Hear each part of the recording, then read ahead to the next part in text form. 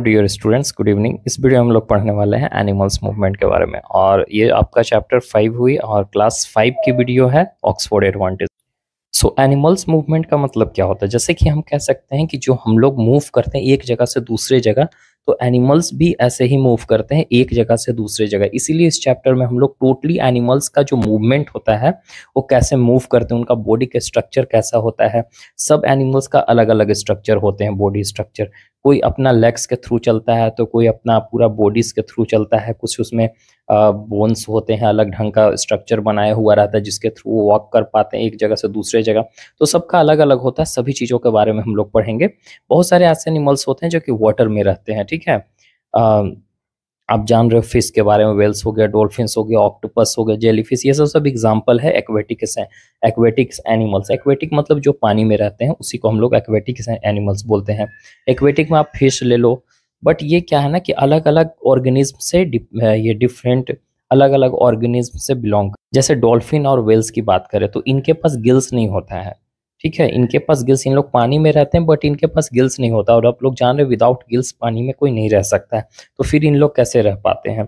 तो ये जो है ना कि अपने लंग्स के थ्रू ये हवा में सांस लेते हैं हम लोग जैसे। इनके पास लंग्स होता है, लेकिन ये क्या करते हैं कि इन लोग एक बार जब सांस लेते हैं तो कुछ देर तक, कुछ ज़्यादा लंबे समय तक इन लोग सांस नहीं भी लेंगे तो काम इनका चल जाता है। इसलिए जो सरफेस पे आके, समुद्र का सरफेस पे आके सांस लेके फिर पानी में चले जाते हैं, ठीक है। लेकिन पानी में इन लोग सांस नहीं ले पाते हैं फिश। लेकिन इनका बॉडी स्ट्रक्चर उस टाइप से किया हुआ रहता है कि पानी में इन लोग सर्वाइव कर सके। Which are of many different colour, और बहुत सारे जो फिश होते हैं जो कि अलग अलग कलर्स में होते हैं, साइज में होते हैं। जो बहुत होते हैं कि गिल्स के थ्रू सांस लेते हैं कुछ, और कुछ लंग्स के थ्रू भी सांस लेते हैं। अब बात करते हैं कि fish as aquatics animals. Fish हम लोग जानते हैं कि ये एक्वेटिक एनिमल्स होते हैं। ये इनके पास क्या होता है, वर्टिब्रेट्स होते हैं। वर्टिब्रेट्स मतलब बैकबोन्स, ठीक है। इनका बैकबोन्स भी होता है, जैसे हम लोग का बैकबोन्स कैसे होता है, जिसके थ्रू हम लोग का बॉडी एक तरह से सपोर्ट है, हम लोग चल पाते हैं, एक तरह से हम लोग खड़े हो पाते हैं बैकबोन्स की वजह से, है ना। तो ये वही वर्टिब्रा है।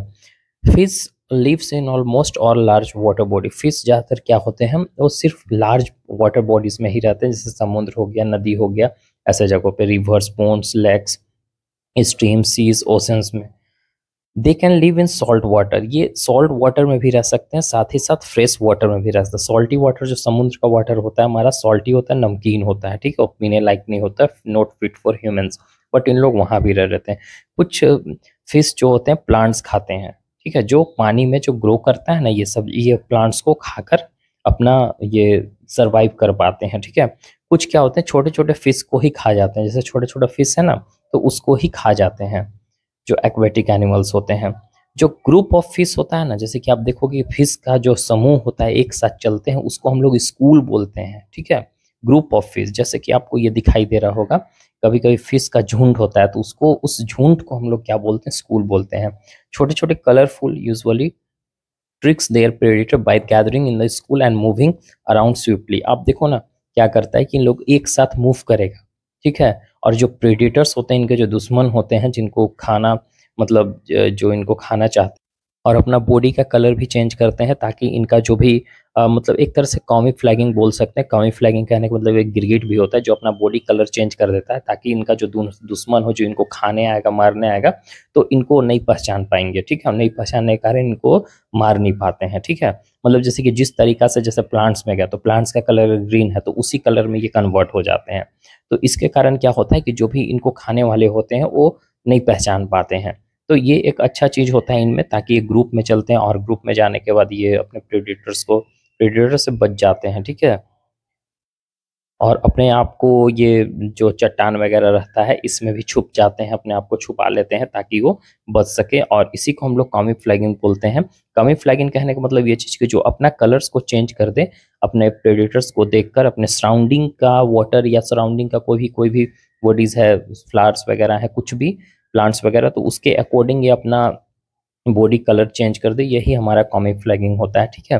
ब्रीदिंग इन फिश, अब देखो सांस कैसे लेता है फिश लोग जो होती है, सांस कैसे लेते हैं।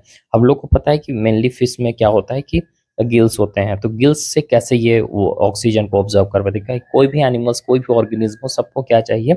और ये ऑक्सीजन चाहिए। तो ऑक्सीजन इन लोगों को कैसे मिलता है? वाटर में कहाँ से ऑक्सीजन आता है? तो देखो अब वो जितने भी वो जो भी वाटर्स होते हैं, वाटर्स में क्या होता है कि ऑक्सीजन मिक्स रहता है, ठीक है, ऑक्सीजन घुला हुआ रहता है। अब देखो फिश क्या करता है कि अपने गिल्स की मदद से ऑक्सीजन जो पानी में डिसॉल्व रहता है उसको ऑब्जर्व कर पाता है। गिल्स देखोगे छोटा सा स्लिट टाइप रहता है, आप देख रहे हो ना, ये मतलब एक परत टाइप रहता है, स्लिट टाइप गिल्स, यही इसी को हम लोग गिल्स बोलते हैं। रेड कलर का इसमें लाइनिंग लाइनिंग जो दिखाई दे रहा है, इस टाइप का आपको देखने को मिलेगा फिश के बॉडी पे। और फिश का जो बॉडी होता है यहाँ क्या करता है, इसमें वाटर को अलाउ करेगा, और अलाउ करने के बाद जब वाटर इसके थ्रू पास होता है तो क्या करता है कि इन लोग यहाँ से ऑक्सीजन को ऑब्जर्व कर लेगा, और जो भी वेस्टेज वाटर है उसको बाहर निकाल देगा एक साइड से। तो ऐसे होता है, मतलब ऑक्सीजन को ऑब्जर्व करके इन लोग बाहर कर देता है। मतलब गिल्स के थ्रू ऑक्सीजन को ऑब्जर्व करेगा, और जो भी कार्बन डाइऑक्साइड होंगे उसको क्या करेगा, गिल्स के थ्रू बाहर कर देगा, इन और आउट होता है। अभी हम बात करेंगे मूवमेंट इन फिश। फिश कैसे मूव करता है एक जगह से दूसरे जगह, मतलब वाटर में ही कैसे मूव करता है एक जगह से दूसरे जगह। फिश का बॉडी देखोगे स्ट्रीमलाइन बॉडी होता है। स्ट्रीमलाइन बॉडी कहने का मतलब कि आप देखे होंगे एरोप्लेन का बॉडी या कोई का भी बॉडी, ये एरोप्लेन जब चलती है कुछ ऐसा बॉडी देखोगे जो हवा में उड़ने वाला है, जो पानी में चलने वाला है, उनका जो बॉडी होता है बीच में कुछ ऐसा चौड़ा रहेगा, आगे जाकर ऐसा ये नैरो टाइप रहेगा, और पीछे भी नैरो टाइप आपको देखने को मिलेगा। एरोप्लेन का भी स्ट्रक्चर ऐसा ही रहता है। जानते हो ऐसा क्यों रहता है? क्योंकि क्या होता है ना कि जब एयर इससे आए तो एयर क्या करे कि इस तरीका से कट जाता है। अब जैसे कि आप देखोगे कि एक बड़ा सा ऐसे कार्टून ले लो, कोई कूट ले लो, कुछ भी ऐसा जिससे आसपास नहीं, अब इसको लेकर हाथ में दौड़ो तो आपको क्या होगा, एयर की मदद से आप जल्दी चल नहीं पाओगे आगे, ठीक है। लेकिन अगर इसी तरह से यही कार्टून को इस तरीका से लेके आप दौड़ोगे तो क्या होगा कि ये आप इजीली इससे वॉक कर पाओगे। ऐसा इसलिए होता है क्योंकि ये वाटर हो गया या फिर एयर हो गया उसको कट कर देता है इस तरह का सब बॉडी से। तो इनका भी बॉडी स्ट्रीमलाइन, इसी बॉडी को हम लोग स्ट्रीमलाइन बॉडी बोलते हैं, ताकि वाटर यहाँ से आए तो इस तरीका से पास करके इसको आगे बढ़ने में मदद करें। इसको फ्रिक्शन लेस बनाता है एक तरह से हम कह सकते हैं, और इजिली वाटर में मूव कर पाता है कम फ्रिक्शन में, ठीक है। और जो बॉडी का फिश होता है वो कम्प्लीटली किस चीज से ओवरलैप, बॉडी का फिश अब देखोगे फिश का बॉडी इस तरीका से बना हुआ रहता है, ये स्केल्स होते हैं, ठीक है। एक तरह से हम कह सकते हैं कि एक तरह से ये स्केल के कारण जो फ्रिक्शनल फोर्स होता है वो भी रिड्यूस करता है, कम करता है। अगर फ्रिक्शनल फोर्स रिड्यूस नहीं होता तो इनका बॉडी पूरा ये क्या होता है कि जलने टाइप होने लगता है। जलने टाइप कहने का मतलब ये चीज रबिंग होता, तो रबिंग होने से क्या होता है, प्रॉब्लम क्रिएट हो जाता है। तो इसी कारण इनका बॉडी ऐसा रहता है कि फ्रिक्शन अब स्मूथ रहता है, ताकि फ्रिक्शन लेस बना देता है, रिड्यूस कर देता है। और प्लस में इनका बॉडी जो देखोगे तो ये एक तरह से वाटर प्रूफ होता है, पानी अंदर नहीं जाने देता है।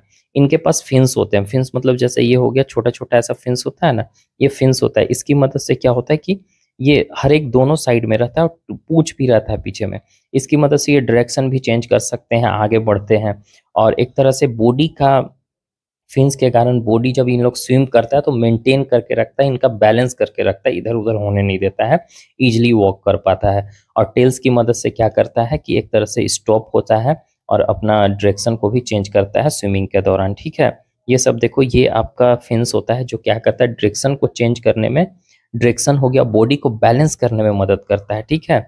और इनका जो स्केल होता है, स्केल क्या करता है, बॉडी को एक तो प्रोटेक्ट करेगा और फ्रिक्शनल फोर्स को रिड्यूस करता है स्विमिंग करते वक्त, ठीक है।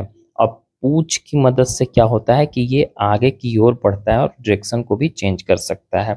और इनका गिल्स की मदद से क्या होता है, ऑक्सीजन को ऑब्जर्व कर पाता है, जो भी ऑक्सीजन वाटर में डिसॉल्व। वर्टिब्रा हम आपको बताएं कि वर्टिब्रा होता क्या है। वर्टिब्रा कहने का मतलब ये चीज कि जिनके पास बैकबोन्स है, ठीक है, जैसे कि हम लोग के पास भी बैकबोन्स है, तो हम लोग वर्टिब्रल कॉलम होते हैं हमारे पास, जो कि आप लोग अपने बॉडी पार्ट्स में पढ़े होंगे, ठीक है। अब यहाँ पे हम लोग पढ़ते हैं नेक्स्ट स्पॉन्ज। देखो ये सब भी हमारा ऑर्गेनिज्म है, ठीक है। स्पॉन्ज हो गए, स्नेल्स हो गए, स्लग्स हो गए, लेचेस हो गए, अर्थवॉर्म्स हो गए, ये सब इंसेक्ट है, लेकिन इन लोग में कॉमन इनवर्टिब्रा है जो हम लोग देखते हैं। हम लोग ऑलरेडी पढ़ चुके हैं इंसेक्ट के बारे में। अब यहाँ पे कुछ अर्थवॉर्म के बारे में पढ़ेंगे। ये इनवर्टिब्रेट्स है। इनवर्टिब्रेट्स कहने का मतलब ये चीज कि इनके पास बैकबोन्स नहीं होते हैं, ठीक है। इनके पास बैकबोन्स नहीं होते हैं, इनका पूरा बॉडी लचीलापन होता है, ठीक है। अभी हम लोग पढ़ेंगे अर्थवॉर्म के बारे में। अर्थवॉर्म जानते हो कि ये लॉन्ग ट्यूब्स टाइप इस तरीका से होता है हमारा, ठीक है। ट्यूब लाइक स्ट्रक्चर होता है एनिमल्स, और ज्यादातर ये सॉइल में पाए जाते हैं। अगर आप देखोगे अर्थवर्म को नजदीक जाकर तो इनका जो बॉडी होता है ट्यूबुलर पार्ट्स में डिवाइड होता है, जिसको हम लोग सेगमेंट्स बोलते हैं, कुछ इस तरीका से। ये देखो ये ट्यूबुलर टाइप में ऐसे डिवाइड्स होते हैं, तो इसी को हम लोग क्या बोल रहे हैं, सेगमेंट बोलते हैं, ठीक है ना। इसी को क्या बोलते हैं, सेगमेंट बोला। ये सेगमेंट जो होता है छोटा और हेयर लाइक ब्रिस्टल होते हैं, जो अर्थवर्म को क्या मदद करता है, ग्राउंड्स में ग्रिप रखने का और फॉरवर्ड की ओर पुल करने का। मतलब ये जो होता है ना, ये हेयर लाइक स्ट्रक्चर होता है इसमें, और ये हेयर लाइक स्ट्रक्चर के कारण क्या होता है कि ये ग्राउंड में अच्छे से ग्रिप कर पाता है और आगे बढ़ पाता है। अगर ऐसा स्मूथ रहता पूरा हेयर लाइक स्ट्रक्चर नहीं होता तो ये आगे नहीं बढ़ पाता, ठीक है, अपने आप को क्राउल नहीं कर पाता, ग्राउंड में आगे नहीं बढ़ पाता, ठीक है, क्योंकि इनका बॉडी में इनवर्टिब्रेट होते हैं इनके पास, और ये बैकबोन्स नहीं होते हैं, ठीक है। जैसे कि आप यहाँ पे पिक्चर्स में भी देखो ऐसा होता है। हेयर लाइक स्ट्रक्चर आपको दिखाई दे रहा होगा, ये क्लोजली पिक्चर्स लिया गया है, और ये हर एक ये जो आपको दिखाई दे रहा है कंपार्टमेंट, इसको हम लोग सेगमेंट्स बोलते हैं, ठीक है। अब देखो ये अर्थवर्म होता है, गैसेज भी ये भी एक्सचेंज करता है। इनका जो बॉडी होता है मॉइस्ट होता है, जब इसको आप टच करोगे तो आपको नमी टाइप, भीगा भीगा टाइप आपको देखने को मिलेगा, ठीक है, फील होगा आपको। ऑक्सीजन ये क्या करता है, ऑब्जर्व करता है अपने स्किन के थ्रू, और कार्बन डाइऑक्साइड भी ये उसी के थ्रू क्या करता है, डिफ्यूज करता है, बाहर की ओर छोड़ता है कार्बन डाइऑक्साइड, ठीक है। ऑक्सीजन देखो कैसे ऑब्जर्व कर रहा है, और यहीं से कार्बन डाइऑक्साइड भी रिलीज करता है, मतलब अपना स्किन के थ्रू। मूवमेंट इन अर्थवर्म्स, देखो अर्थवर्म्स में मूवमेंट कैसे होता है, आखिर ये मूव कैसे, हम लोग तो ये चीज देख ली, ब्रिस्टल होता है, हेयर लाइक स्ट्रक्चर होता है, जिसके कारण ये ग्रिप के कारण आगे बढ़ पाता है, अपने आप को फॉरवर्ड की ओर पुश कर पाता है। अर्थवर्म क्या करता है कि कॉन्ट्रैक्शन और रिलैक्सेशन के थ्रू अपना बॉडी सेगमेंट्स के थ्रू मूव कर पाता है। कॉन्ट्रैक्शन मतलब कि एक सिकुड़ा, फिर रिलैक्सन मतलब कि जैसे कि हम लोग ऐसे बॉडी बनाते हैं, ठीक है, तो जब आप ये हाथ को ऐसे मोड़ते हो अपने हैंड्स को, तो आप देखोगे कि यहाँ पे फूल जाता है, तो ये आपका कॉन्ट्रैक्शन हुआ, और जब नॉर्मल रखते हो तो ये आपका रिलैक्सेशन हुआ। हम एक एग्जांपल के थ्रू बताएं आपको, है ना। तो देखो ये tiny like claw like bristle होता है, जिसको हम लोग सीट बोलते हैं, ठीक है। ये पूरा लेंथ इसका बॉडी का देखोगे तो कभी छोटा हो जाएगा, छोटा मतलब सिकुड़ना, वही आपका क्या हो गया, कॉन्ट्रैक्शन होगा, फिर फैल जाएगा, वो आपका रिलैक्सेशन हुआ। ये एक पेयर में मूव करता है, ठीक है, ग्राउंड पे बिना स्लिप किए हुए। जैसे कि क्या होता है, ये देखो इसको हम लोग क्या बोलते हैं, शेट बोलते हैं।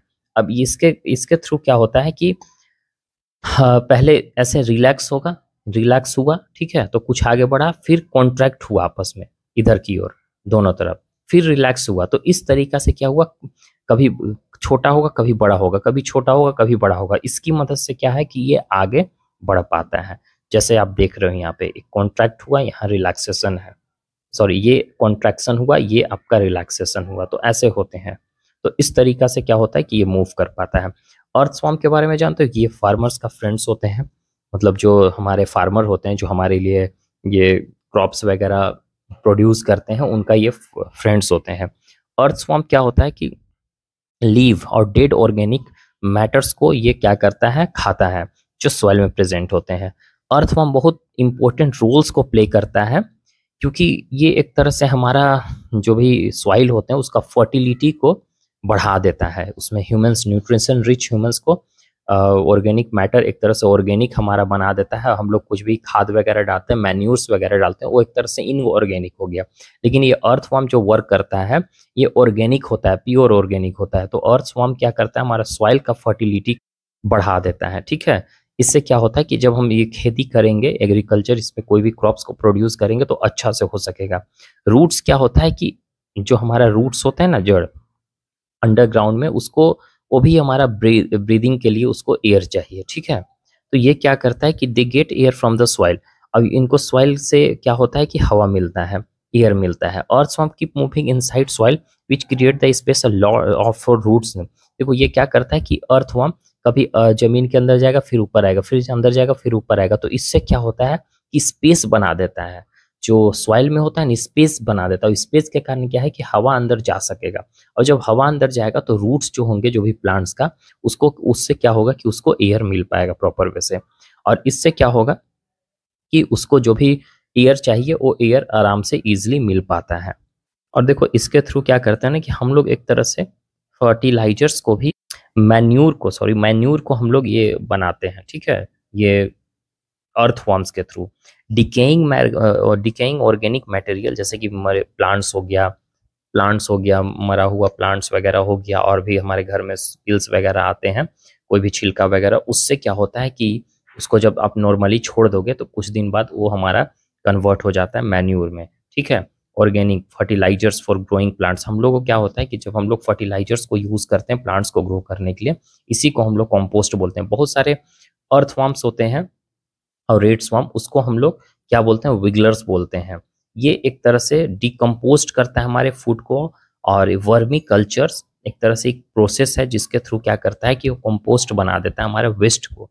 जैसे कि जो भी आपका फूड का वेस्ट हो गया, फूड मटेरियल हो गया, वेस्ट हो गया, अब उसको क्या करता है कि एक प्रोसेस होता है वर्मी कल्चर, उसके थ्रू क्या करता है कि उसको कन्वर्ट कर देता है कंपोस्ट में। और कंपोस्ट हमारे प्लांट्स के लिए बहुत ज़्यादा बेनिफिशियल होता है, और जिसमें हम सॉइल में अगर मिक्स करते हैं तो सॉइल को क्या करेगा, फर्टाइल बना देता है। The manure that we get by the process of composting, और जो मैन्यूर हमको कंपोस्टिंग के प्रोसेस के थ्रू मिला है अर्थवॉर्म के जरिए, उसी को हम लोग वर्मी कंपोस्ट बोलते हैं, ठीक है।